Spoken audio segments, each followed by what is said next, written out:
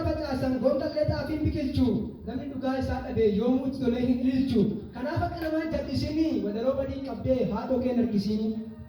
Inni kaan kaabaan beetu deebi'a karaa lixaa taaskii malee imaleetu yaadan immoo deemsa fixa. Jiruudhaaf fiigee walii gallaba gufatee dhiigee waa mala harkaan qaba. Sululti ta'an gaara kanaaf sammuusaa finiinee qolleen immoo dhikkisee aara. Gariin immoo ta'ee muudama abbaa murtii inni uffata iddoo laatu fiyyeessa hin qabne iddoo bultii.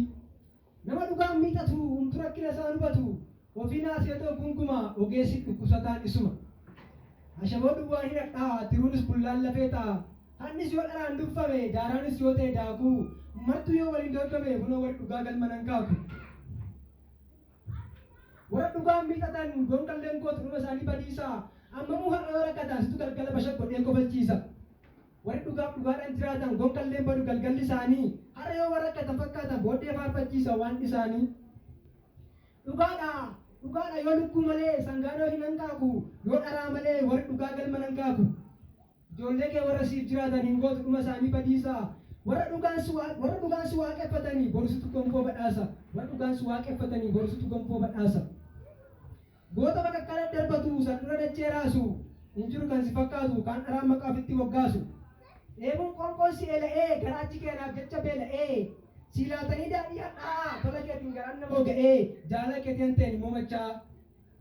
Tolli keenya keessaa gungumaa akka garaacha beela'ee keeyyomna keessaa dhumaa garaan koo jaalala kee dheela'ee.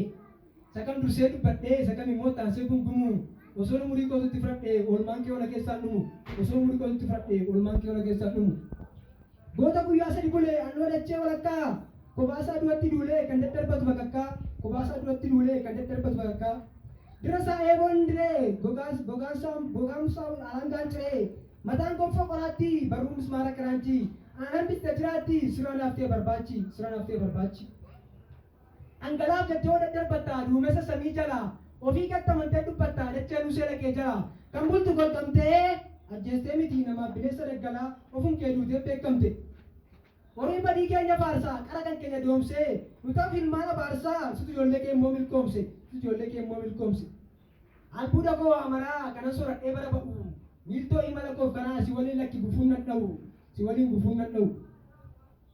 Yaa isa biraaneetii humtee diriirste samii ogummaan dachee abuurtee morkataan kee eenyu kamii. Kanichi namaa ilaalee irra jirutti qaroossaa gatamaa abbaa wallaalee godhee muda kunoo gaggeessa. Bokkaan samirraa garroobuu biqilaa laluu biqilchaa gaafiin immoo cabbiin makkatee fedhus immoo duwwuun gaddidicha hojii kan kee keessaa eenyutu qabaa akka tokkicha. Isin eebbiseen goolabaa ameeriin na jalaa qabaa. Ariifatee isiniif haa ba'u beeksisni isin laallatu gurri keessan haa dhaga'u qooda keessan hormiin jiraatu. Milkoomaa horaatoo duroomaa abbaa carraa taatoo carroomaa biyyeetii bitaatoo naannessaa dina garaa bobeessaa. Eebbi koo isiniif haa ta'u hedduun isin jaalladha.